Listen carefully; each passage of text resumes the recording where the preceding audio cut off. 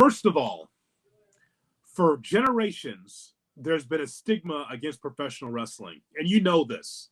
Because if there was not a stigma against professional wrestling, then you'd see WWE Raw brought to you by Chevrolet, AEW Wrestling brought to you by, Amazon, whatever, right? They have really had a hard time being able to get into the mainstream as far as being able to have sponsorships.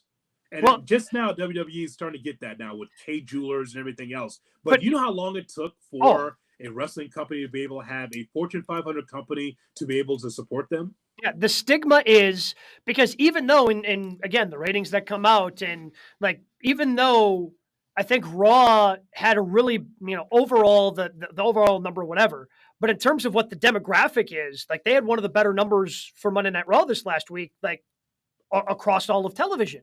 But it's hard for them to get advertising dollars because the stigma of the professional wrestling fan is that we're cheap and we don't have money. Yes. And therefore, we're not going to spend money. So people don't want to dive in and get involved with this carny business that is professional wrestling. Well, that's it. That's it right there in a nutshell. We don't want to we know that kids will be watching our network. So we don't want to have this carny business on our network. Yes, it does great ratings. And yes, you get more young people in it. And you can grow, X network with young people watching pro wrestling. But wrestling's not real, so we can't do that. We want real sports, because even though wrestling can give you the numbers that you're looking for and to expand your audience, you just don't want them. You don't want those people. They don't want me and you. They don't want the wrestling fan listening and watching this podcast. But here's the other layer that I want to talk to you about. Okay, I mentioned stigma, right? Mm-hmm. The stigma of professional wrestling, in which Fortune 500 companies or the brands that you use don't want to deal with professional wrestling because of the stigma around it. Oh, it's not real. And it's okay. Billy Corrigan hurt the wrestling business in that last pay-per-view. And you say, Hood, how could that be? Little pay-per-view, probably didn't draw much. How did he hurt it? Let me tell you how he hurt it. Because of Jim Mitchell, who hasn't been over ever in his career. I don't care if it's TNA, WCW, whatever. It's never been over. You let this mid-carder be able to do a cocaine spot on a pay-per-view in which everyone knew about it because it went viral. So because it's just the NWA, people say, well, what's the big deal? I mean, look, they're doing a cocaine spot. You see this in movies. You see this in TV shows. Why is it a big deal? Because it happened on a wrestling show. Yep. That's why. Because they want to find any reason not to put it on.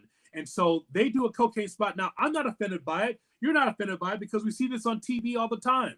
When they're telling a story, someone's on drugs or whatever, they do a cocaine spot. Okay, fine. We've never seen it in wrestling before.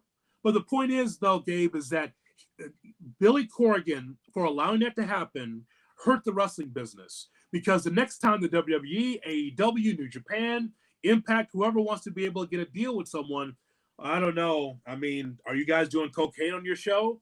Well, no. That was the NWA. Well, we can't take that risk. And the same thing, if it is true that the NWA cannot get this TV deal on the CW because that cocaine spot, then that's a bad stigma on the business. Not just NWA, on the business. Because and good for WWE. You know what they did? They were like, I see you have a problem with the NWA. Well, we are family-friendly entertainment. Mm-hmm. Oh, let's take a look at it. Oh, your numbers are pretty good too. No cocaine spots on these tapes. Come right in. So Billy Corrigan effed it up for himself, Gabe, by allowing that to happen. Why do you think that was a good idea? Now, again, I'm not offended by it, but you have to understand that a network would look at wrestling, not a regular TV show. They will look at wrestling and go, oh, this is lowbrow. This is garbage.